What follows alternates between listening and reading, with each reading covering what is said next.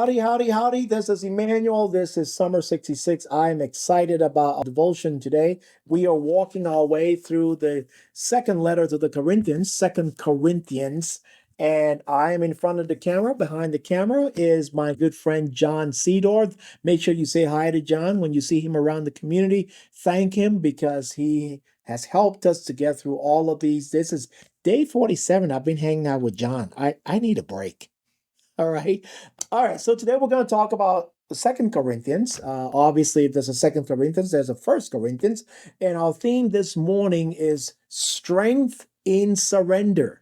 Strength in surrender. Say that with me. Strength in surrender. I want to ask you a question. Have you ever tried to look strong when you were actually falling apart on the inside? Right? You're walking around with all this bravado, but you're actually feeling a little weak on the inside.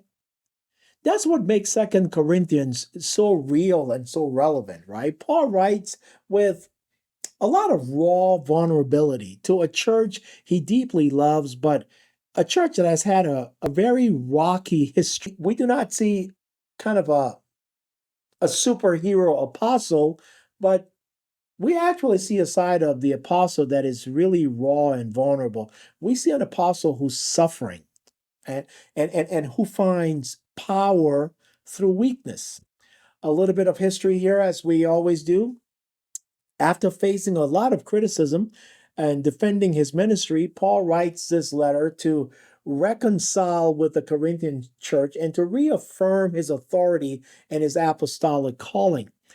Second Corinthians contains a lot of moments of deep emotion and theological reflection that Paul kind of lays bare with a cause. It's beautiful. It's the heart of the gospel and the ministry of Jesus Christ. And Paul just writes it's a beautiful letter. I encourage you to go and read it. But there are deep theological truths in Second Corinthians that Christian leadership is marked not by dominance, right? But by a dependence on Jesus Christ, not by dominating other people, but by depending on Jesus Christ. Number two is that God's strength is perfected in human weakness or through human weaknesses, right? Number three, Paul speaks of reconciliation, generous giving, spiritual warfare, and yes, the hope of the resurrection. And he presents us with a vision of a ministry that is grounded in authenticity and integrity and resilience. Key verses here in Second Corinthians, 2 Corinthians 4, 8, and 9. I love it. It says, we are hard pressed on every side, but we are not crushed.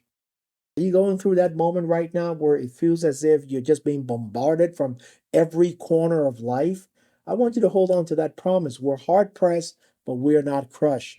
I love 2 Corinthians 5:17. It says, therefore, if anyone is in Jesus Christ, that person is a new creation. The old is gone, and behold, all things are new.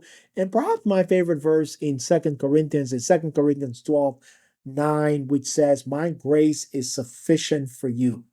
Let's pause for a minute. I don't know what you're going through. I don't know what your challenges are.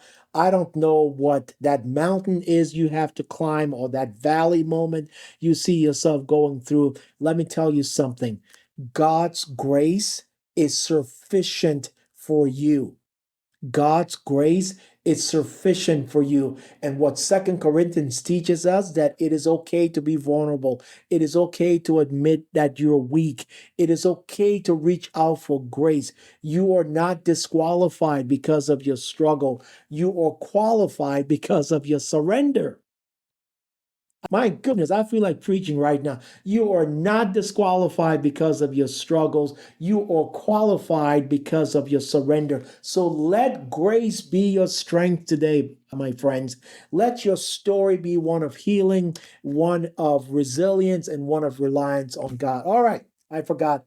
John just reminded me we're forgetting our practical takeaways before we wrap up. Number one, life is messy, ministry is messy. God meets you right in the middle of the mess.